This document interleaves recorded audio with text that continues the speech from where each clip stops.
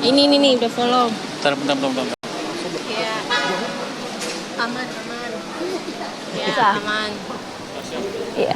Ya, baru saja kita mendengar begitu ya, bagaimana hasil pertemuan antara Prabowo dan juga Surya Paloh langsung dari Nasdem Tower.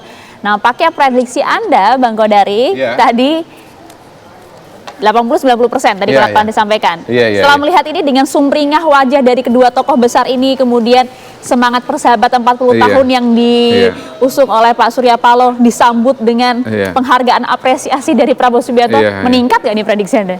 Meningkat 95%. 5%-nya tentu kita harus berikan ruang kepada dinamika politik dan kemungkinan-kemungkinan yang akan terjadi gitu ya. Karena toh kalau bicara Pak Prabowo ini kan kita bicara bukan minggu depan, tapi kita bicara 6 bulan yang akan datang ketika Pak Prabowo sudah dilantik sebagai presiden.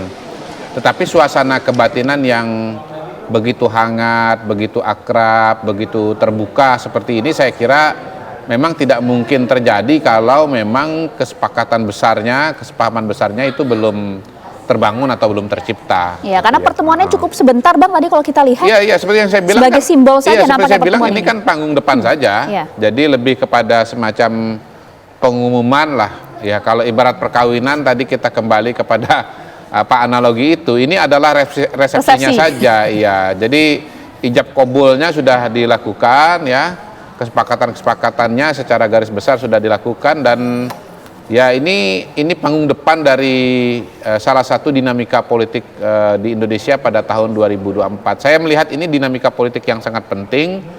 Pak Surya Paloh dan Nasdem telah menjadi game changer, saya kira dalam dinamika politik ke depan karena balik lagi kalau kita bicara wacana politik yang penting dan besar, misalnya seperti hak angket, dengan adanya pertemuan ini, yang namanya hak angket itu sekali lagi menurut saya peluangnya untuk terwujud sudah semakin mengecil ya dibandingkan dengan sebelum ada pertemuan ini. Karena PDI Perjuangan kalau dia maju, dia sudah tahu bahwa agak sulit untuk bisa lolos di parlemen, disetujui oleh mayoritas anggota DPR.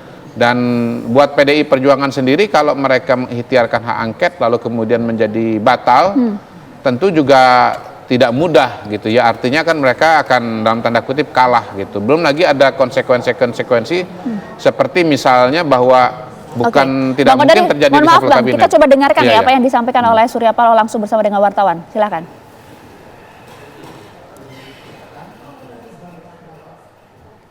Nampaknya sudah cukup jelas kata Bang Paloh, perlu dipertanyakan lagi. Mengingat Bang tadi Prabowo Subianto juga sudah sampaikan pada saat ditanya oleh wartawan apakah kemudian dalam pertemuan tadi juga sempat ditawari, jawabannya saya sudah sering memberikan penawaran tersebut. Dijawab dengan senyum oleh Pak Surya Paloh. Saya kira memang saat ini tidak bisa dan tidak mungkin untuk Pak Surya Paloh memberikan jawaban Pak Prabowo memberikan jawaban secara eksplisit bahwa misalnya Partai Nasdem masuk dalam kabinet jabatan 5 menteri misalnya. Belum. Pertama, memang beliau belum dilantik sebagai presiden. Yang kedua, tentunya kalau kita bicara angka persis, apalagi bicara orang, itu sesuatu yang sifatnya masih sangat dinamis dan bahkan masih sangat panjang ke depan. Jadi interaksi politik juga masih berlangsung. Dan menurut saya sebagai sebuah puzzle ya, puzzle politik, memang ini belum selesai. Kita tadi udah bahas bagaimana PKB belum mengeluarkan pernyataan secara eksplisit untuk bergabung dengan Pak Prabowo. Belum lagi kalau kita bicara misalnya posisi PDI Perjuangan. Pada hari ini Sekjen PDI Perjuangan masih sangat keras ya. Tetapi ya kita tidak tahu apakah ini kemudian akan menyebabkan PDI Perjuangan betul-betul di luar pemerintahan atau sebetulnya tetap akan masuk. Karena di PDI Perjuangan sendiri kita ketahui bahwa ada paling tidak 2 golongan atau 2 kelompok. Saya yakin Mbak Puan misalnya sebagai salah satu aktor penting di PDI Perjuangan, kecenderungannya ingin bergabung dengan pemerintahan. Bahkan yang menarik saya tonton di YouTube ya, ada rilisnya dari Mas Hasto bersama dengan tokoh dari beberapa partai politik. Di situ ada representasi dari P3 yang nada bicaranya masih sangat keras kepada proses pemilu, tetapi pada hari ini ternyata ketuanya Pak Mardiono mengucapkan selamat, yang artinya sama dengan menerima proses yang sudah terjadi begitu. Jadi kita sendiri sebagai publik ya, Maria, sebetulnya masih menunggu bagaimana kepingan-kepingan ini kemudian terbuka. Betul. Gitu.